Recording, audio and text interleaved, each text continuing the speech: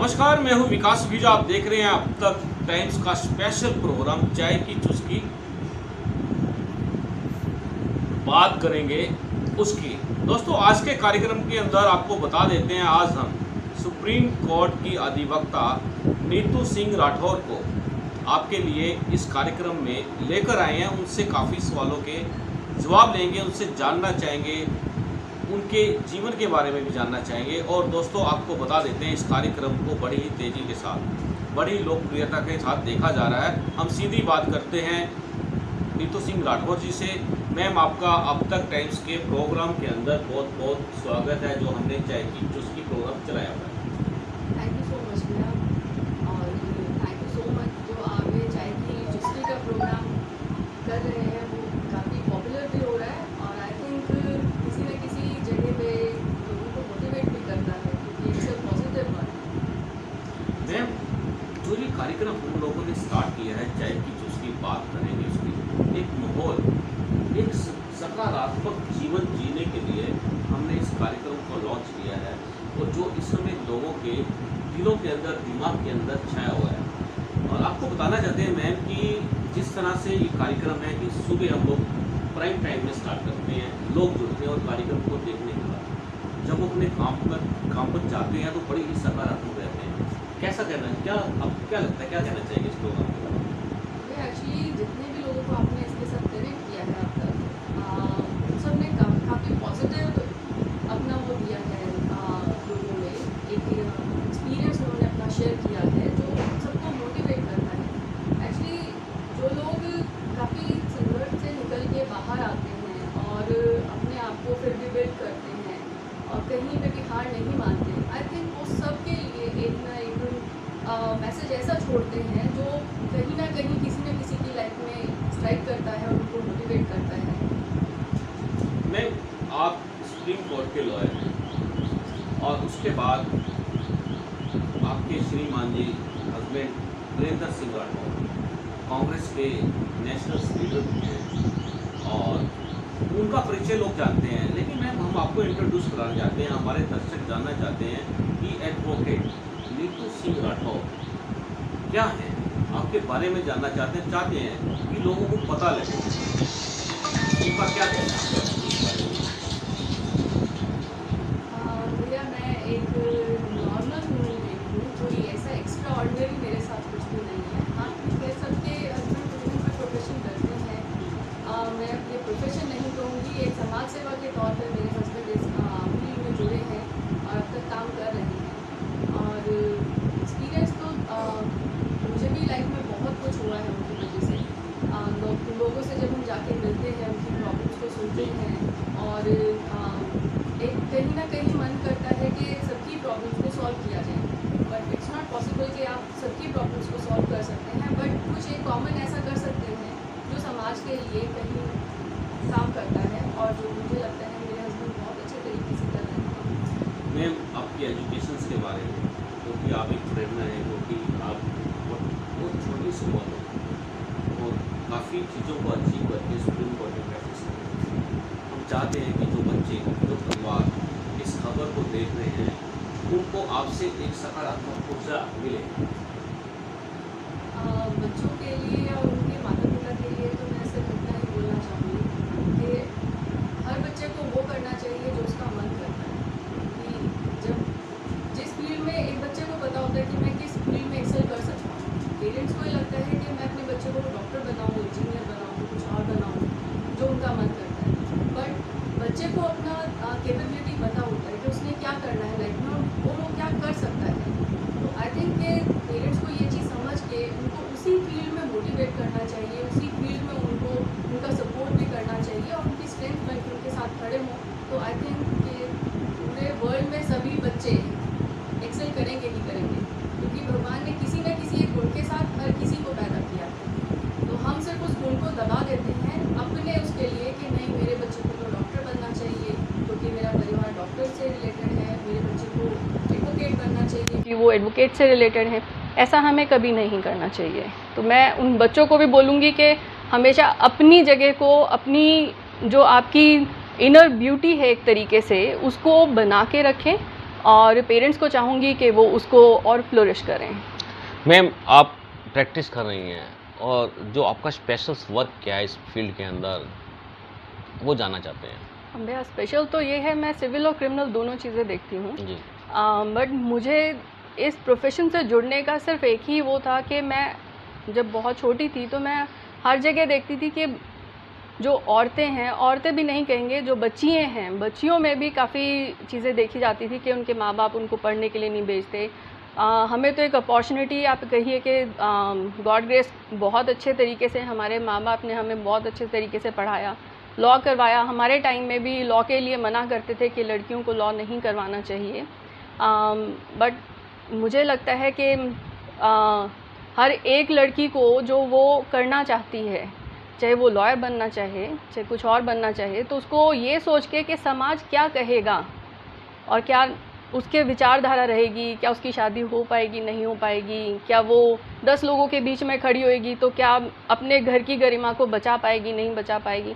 ये इन सब चीज़ों को छोड़ के उसके दिमाग को पढ़ के या उसके मन को पढ़ के उसके हिसाब से उसको हर फील्ड में उतारना चाहिए। जो मैंने अपने टाइम में देखा कि ऐसा नहीं हो पाता था कि लड़कियों को ये कहा जाता ठीक है आप लोग आर्ट्स में जाइए, आप लोग डॉक्टर बनिए, डॉक्टर के लिए काफ़ी मोटिवेट किया जाता था, डॉक्टर बनिए। बट कभी भी ये नहीं कहा जाता था कि आप आर्मी में जाइए, कि आप किसी अदर फील्ड में जाइए जिसमें कि जिसे हम बोलते हैं कि प्रभुत्व वहाँ पर मैन पावर है एक तरीके से ना जी। तो उस फील्ड में मोटिवेट नहीं किया जाता था लड़कियों को। इस लॉ में आने का कारण मेरा मेन यही रहा कि लॉ एक ऐसी जगह है जिससे हम पूरे समाज को कनेक्ट कर सकते हैं, उनकी प्रॉब्लम्स को सुन के उसको सॉल्व करना। और मोस्टली क्या होता है कि इस प्रोफेशन में मैन पावर की वजह से जो वुमेन के राइट्स हैं वो उनको नहीं मिल पाते जी। और वो अगर कोर्ट में भी जाती हैं तो अपनी बात को उतने अच्छे तरीके से नहीं रख पाती हैं। मेरा इस प्रोफेशन से सिर्फ इसी कारण से जुड़ना हुआ कि मैं चाहती थी कि मैं एक आवाज़ बन के, एक औरतों की आवाज़ बन के इस समाज में ये बता सकूं कि हाँ वो भी ह्यूमन बीइंग हैं और उनको भी राइट है हर तरीके का। दोस्तों, आप देख सकते हैं कितनी बड़ी बात है कि महिलाओं की आवाज़ को दबने से बचाने के लिए नीतू सिंह राठौर जैसी महिलाएं देश के अंदर बड़ा ही सकारात्मक कार्य कर रहे हैं। तो मैम, आपने जिस तरह से प्रश्न किया है कि महिलाओं के अधिकारों को लेकर आप क्या समझती हैं कि महिलाओं के अधिकार जो है उनके, जो हम बात करें कि महिलाओं के जो अधिकार महिलाओं को किस और तरक्की की ओर ले जाते हैं, ऐसे कौन से फील्ड्स होते हैं जहां महिलाओं के अधिकार सुरक्षित रहने चाहिए? भाई साहब, इस जगह मैं आपसे ही एक प्रश्न करना चाहूँगी। जी। आपने कहा महिलाओं के अधिकार, ये महिलाओं और पुरुष क्या है? एक सामान्य आदमी के अधिकार क्यों नहीं दिए जाते? जी। वो भी तो सामान्य आदमी, मतलब इन नागरिक हैं इस देश के। कोई हमने दो पार्ट्स में डिवाइड कर दिया, हमने कहा औरत और आदमी, मेल एंड फीमेल। जी। हमने कहा उनके राइट्स, अलग से हमने राइट्स दिए। आप कौन होते हैं राइट्स देने वाले? जी। ये हमारे राइट्स हैं, ये आप लोगों के भी राइट्स हैं। जी। एक फैमिली के अंदर हम एक सामाजिक प्राणी हैं। हम लोगों को हर एक दूसरे का सोचना पड़ता है। एक को दबा के और दूसरा उठे, ऐसा नहीं होता और ना हो सकता है। जिस जगह पे, जिस घर के अंदर दोनों बराबर तरक्की करते हैं वही घर तरक्की करता है। जिस घर के अंदर एक को दबाया जाए और दूसरे को उठाया जाए वो तरक्की नहीं कर सकता। और ऐसे एग्जाम्पल आपको हर जगह मिलेंगे। आप यहीं से एक एग्जाम्पल ले लीजिए कि हमारे देश की जो प्रधानमंत्री बनी इंदिरा गांधी जी, उनको किसी तरीके से दबाया नहीं गया था। उनके हस्बैंड और वो इक्वलेंट उस पे चले थे, तो वो देश को रूल नहीं कर पाए, देश को गाइड कर पाए, देश को एक अच्छी जगह पर लेकर गए। तो मुझे यही लगता है कि हमें डिवाइड नहीं करना चाहिए। ये नहीं कहना चाहिए महिलाओं के क्या अधिकार हैं और पुरुषों के क्या अधिकार हैं। हमारे सामान्य सबके अधिकार हैं और हमें हर किसी के अधिकार का सम्मान करना चाहिए। वो चाहे आप महिलाओं में डिवाइड करें, चाहे पुरुषों में डिवाइड करें। मैम, आपकी बात बड़ी सकारात्मक बात है और आपने वाकई में बिल्कुल जायज़ बात की है। मैं आपसे बात करना चाहता हूँ, मान लो एक साइकिल ही है। अब साइकिल के दो पहिए हैं, अगर एक पहिया दब गया या ख़राब हो गया या उसमें पंचर हो गया या उसका टायर फट गया तो वो साइकिल चल नहीं पाएगी। इसी तरह से मेल एंड फीमेल्स जीवन के एक साइकिल है और इनको मिलकर ही आगे चलना चाहिए। तो मैम, लेकिन जो व्यवस्था है हम बात व्यवस्था की करते हैं कि व्यवस्था के अंदर कहीं ना कहीं महिलाओं को दबाने का प्रयास किया जाता है, उसके लिए मैम आप क्या सोचते हैं? व्यवस्था में भी आप फिर एक गलत उस पे चले गए हैं भाई साहब। जी। कोई व्यवस्था अपने आप नहीं बनती है, जी। वो बनाई जाती है। मैं एक परिवार में हूँ, मेरे 2 बच्चे हैं, मेरे हस्बैंड हैं, मेरे बाकी इन लॉज हैं, सब हैं। तो मेरा एक परिवार है, मैं एक छोटा सा समाज हूँ। हर एक घर में एक छोटा छोटा समाज हर जी। एक घर में है। जी। उस सबको मिलके हमने एक पूरा समाज बना रखा है। अगर हम उस छोटे से समाज में ही बदलाव कर लें, हम सबको सामान्य समझें, सबको इक्वल राइट्स दें, कोई डिस्क्रिमिनेशन ना हो किसी भी लेवल पे, तो आई थिंक कि वो पूरे वर्ल्ड में या पूरे उसमें कहेंगे आपके एक ऑटोमेटिक इक्वलिटी आ जाएगी। जब आप एक घर के अंदर ही इक्वलिटी नहीं करेंगे, आप जो मैंने मतलब फील्ड में जाके भी देखा कि लड़कियां जो हैं वो काम कर रही होती हैं घर में, उनसे जाके पूछो कि बेटा आप काम क्यों कर रहे हो, कि भाई घर कमाने के लिए तो कुछ ना कुछ चाहिए। और अच्छा आपका भाई कहाँ है, वो तो स्कूल गया हुआ है। तो वो एक जो डिस्क्रिमिनेशन एक घर के अंदर ही किया उन लोगों ने, तो वो चीज़ इफ़ेक्ट करता है पूरे समाज को। हमने एक जगह कह दिया कि आपकी सिर्फ यूटिलिटी इतनी है कि आपको ये काम करना है, लड़के को कहा कि you have to go outside और आपको वो सब काम करने हैं। उसका भी एक कारण है, मानती हूँ मैं, कि भाई उसको फीड करना होता है अपनी फैमिली को, ठीक है। बट एक जो जिसे हम कहें कि एक लेवल पे एक लोग हर किसी को राइट है कि एजुकेशन का, अगर हम उस लड़की को भी वो राइट देंगे, उसको भेजेंगे स्कूल में भेजेंगे, उसको पढ़ाएंगे, उसको वो कॉन्फिडेंस बिल्ड करेंगे, तो वो कहीं ना कहीं दूसरे फैमिली में जिसमें जाएगी तो उस फैमिली को वो और अच्छे से संभाल पाएगी और अपने आगे उनको भी एजुकेट करेगी बच्चों को, क्योंकि उसको एजुकेशन का मीनिंग पता होगा, उसको एजुकेशन की पावर पता होगी, तो वो हेल्प करेगी और अपने आप को भी वो एम्पावर करेगी और आगे अपने बच्चों को भी फील्ड में उतरने के लिए मौका देगी। बिल्कुल फील्ड में उतरने के लिए मौका देगी। मैम आपसे बात करें, आपका जो प्रोफेशन है उसके अंदर आपके इश्यूज़ काफ़ी आप उठाते हैं और जब से जो सबसे बड़ी बात सामने आ रही है, आपके लिए सब लोग नॉर्मल है और उनके अधिकारों को लेकर आप लड़ते हैं। मैम बिल्कुल। आपका एक ख़ास एक चैप्टर है डोमेस्टिक वायलेंस का, घरेलू हिंसा का, तो मैम इसके बारे में आप लोगों को क्या कहना चाहेंगे? घरेलू हिंसा एक सिर्फ औरत के साथ ही नहीं होती है। जी। घरेलू हिंसा एक आदमी के साथ भी होती है, बुज़ुर्गों के साथ भी होती है, बच्चों के साथ भी होती है। हमने इसको घरेलू हिंसा को सिर्फ एक औरत के साथ जोड़ दिया। हमने कहा घरेलू हिंसा हो रही है तो इट मीन सिर्फ औरत के साथ ही हो रही है, ऐसा नहीं है। जी। आप जब किसी चीज़ को दबाने की कोशिश करते हैं तो जी। जब वो प्रेशर की वजह से वो कुकर फटता है, हाँ जी। तो वो चारों तरफ इफ़ेक्ट करता है। जब आप किसी के राइट्स को दबाएंगे तो वो अपने राइट्स को लेने के लिए क्या करेगा, चीखेगा, चिल्लाएगा, उसका इफ़ेक्ट किस पे होएगा, उसके चारों तरफ सराउंडिंग में जो बैठे हुए हैं वो उससे इफ़ेक्ट होंगे। उससे वो अपने बच्चों को तंग करेगी, अपने इन लॉज को तंग करेगी, अपने पेरेंट्स को तंग करेगी, जो भी है उसको फिर हमने कनेक्ट कर दिया कि ये सिर्फ एक औरत के साथ ही घरेलू हिंसा हो रही है। नहीं, हिंसा एक आदमी के साथ भी होती है। वो अपने माँ बाप के साथ अच्छे से नहीं ट्रीट कर रहे हैं बच्चे, तो उन बच्चों के साथ भी बच्चों ने अपने माँ बाप के ऊपर भी घरेलू हिंसा की। एक परिवार के अंदर, एक दायरे के अंदर जब किसी का दूसरे के साथ व्यवहार अच्छा ना हो, दूसरे को वो अच्छे से ट्रीट ना करे, उसको जितना सम्मान चाहिए ना दे, तो उसी को हम घरेलू हिंसा बोलते हैं। यानी कि घर के दायरे में किया गया व्यवहार, अपव्यवहार जो है वो एक घरेलू हिंसा है। इस चीज़ को अगर हम ठीक करें तो मुझे ऐसा लगता है जो एक महिलाओं के लिए इसे हमने डिफ्रेंशिएट करके रख दिया है, ऐसा कभी भी नहीं होगा कि सिर्फ महिलाओं के लिए हमने एक राइट डिफ़ाइन कर दिए कि एक्ट दे दिया हमने, 2005 एक्ट दे दिया हमने, और हमने कहा कि उनके ऊपर ही घरेलू हिंसा होती है, उनको ही प्रताड़ना मिलती है, उनको ही रोका जाता है हर चीज़ से। ऐसा नहीं है।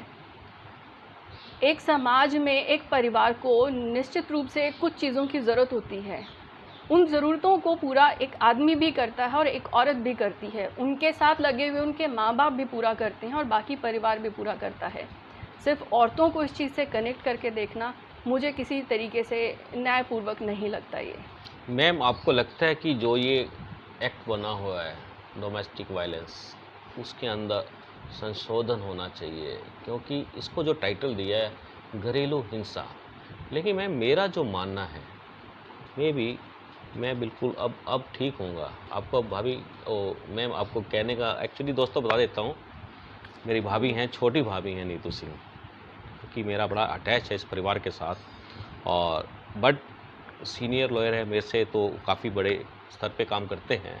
तो मैम जो ये एक्ट बना हुआ है, इस एक्ट का टाइटल जो है घरेलू हिंसा, और मैं जो आपको बताना चाहता हूँ कि, और मैं आपसे आग्रह भी करना चाहता हूँ, इस एक्ट के अंदर मुझे लगता है कि संशोधन होना चाहिए कि घर से हिंसा, घर में हिंसा हो रही है, डोमेस्टिक हिंसा बहुत हो रही है मैम।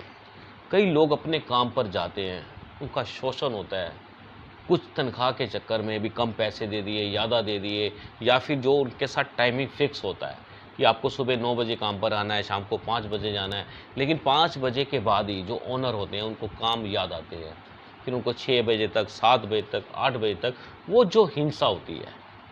और ये पूरा का पूरा जो ये एक एग्जाम्पल मैं आपको दे रहा हूँ, बता रहा हूँ आपको, ये एग्जाम्पल हर फील्ड के अंदर बड़ा तेज़ी से बढ़ रहा है। इसको रोकने के लिए क्या होना चाहिए? इसको रोकने के लिए तो मुझे लगता है हर इंसान को खुद अपने राइट्स को प्रोटेक्ट करना चाहिए।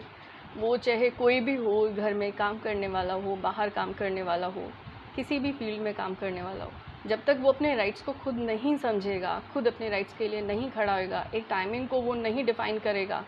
ऑब्लाइज करना है तो ठीक है, आप करिए। आपने दूसरे को रिस्पेक्ट देना है तो आप फ्री हैं, आप करिए।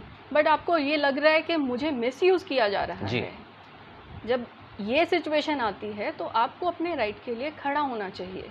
आपको बोलना चाहिए सामने वाले को कि इट्स ओके, फाइन, अब इससे ज़्यादा मैं नहीं कर सकता, आप मुझे इतना ही पे करते हैं और उस पेमेंट के अकॉर्डिंग मैं आपका काम करके जाता हूँ, और टाइमिंग भी मेरा 9 से 5 का जो है वो कंप्लीट हो चुका है, इसके बाद मैं आपको टाइम नहीं दे सकता। तो जब आप ये चीज़ एक लाइन क्लियर कर देंगे सामने वाले को, तो सामने वाला भी इस चीज़ को देर न सवेर समझ ही जाएगा और वो उसी के हिसाब से आपके साथ व्यवहार करेगा। तो मैम जो संशोधन की बात का हम कर रहे हैं, इस एक्ट के अंदर होना चाहिए, आपको क्या लगता है? संशोधन तो बहुत हुए हैं अब तक इसके अंदर। कभी जी। कहा कि एक महिला को अपने सास ससुर के घर में रहने का भी अधिकार है, उनको उसके ऊपर वो राइट भी क्लेम कर सकती है कि मुझे यहाँ रहने दिया जाए। बाद में कहा कि नहीं, राइट नहीं है। इस तरीके से काफ़ी सारे संशोधन किए गए, लेकिन मुझे ये लगता है ये संशोधन के अलावा हमें बहुत सारे और स्टेप्स उठाने चाहिए जी। जो कि समाज में ज़रूरी हैं। कि आप अगर कहेंगे कि एक सिर्फ लॉ जो है वो ही एक सफिशिएंट है किसी भी चीज़ को बदलने के लिए, तो आई थिंक मर्डर के लिए तो बड़ा अच्छा लॉ बना हुआ है, तो कहीं मर्डर होना ही नहीं चाहिए। जी। आप बाकी और उनके लिए लेंगे जो इतना ह्यूमिलिएट करते हैं क्राइम, उनके ऊपर भी इतने बड़े बड़े लॉ बने हुए हैं और इतनी स्ट्रिक्ट उनको पनिशमेंट्स दी गई हैं। उन सबके होते हुए भी फिर भी वो क्राइम हो रहे हैं, रोज़ हो रहे हैं, और शायद अब तो ज़्यादा तादाद में हो रहे हैं। अगर सिर्फ लॉ सफिशिएंट होता तो ये सब चीज़ें अब तक ख़त्म हो चुकी होती। इट मीन्स कि लॉ के अलावा भी हमें बहुत सारी और चीज़ों की ज़रूरत है। समाज में रहने के लिए एक आदमी को या औरत को सबसे पहले अपने राइट्स को जानने का, पहचानने का, एक लाइन पे जाने का कि ये मेरी राइट्स हैं, और इस देश में जो मैं रह रहा हूँ डेमोक्रेटिक उसमें, तो मैं एक ऐसा नागरिक हूँ जो हर तरीके से फ्री हूँ, मुझे किसी का दबाव को नहीं सहना है, वो चाहे, अगर मैं क्लियर बोलूँ, वो चाहे गवर्नमेंट की क्यों ना हो। बिल्कुल दोस्तों, बिल्कुल ठीक बात है। और एक जो परिपक्व अधिवक्ता होता है वो इस तरह की बात कर सकता है। तो मैं आपसे आखिरी मेरा प्रश्न है, मैं चाहूँगा कि आप हमारे जो दर्शक हमें देख रहे हैं उनको आप किस तरह का मैसेज देना चाहते हैं ताकि उनका जीवन बड़ा ही सफल रहे और सकारात्मक रहे? हर चीज़ को पाने के लिए एक, आप कहेंगे कि एक सफल जीवन का मतलब हर एक दिन को कलेक्ट करना होता है। ये नहीं है कि मैं 1 साल के बाद जाके सफल होऊंगा, मैं ये काम करूं तो मैं तब सफल होऊंगा, नहीं। हम हर एक मोमेंट पे सफल होते हैं। आज मैं भाई साहब से बात कर रही हूँ तो ये भी मुझे लगता है किसी न किसी जगह पे कि ये मेरे पास सिर्फ इसीलिए आए हैं कि इनको लगता है कि शायद मैं इनसे 2 बात करूँगा तो लोगों तक कोई मैसेज जाएगा, तो मेरे लिए ये भी एक सफलता है।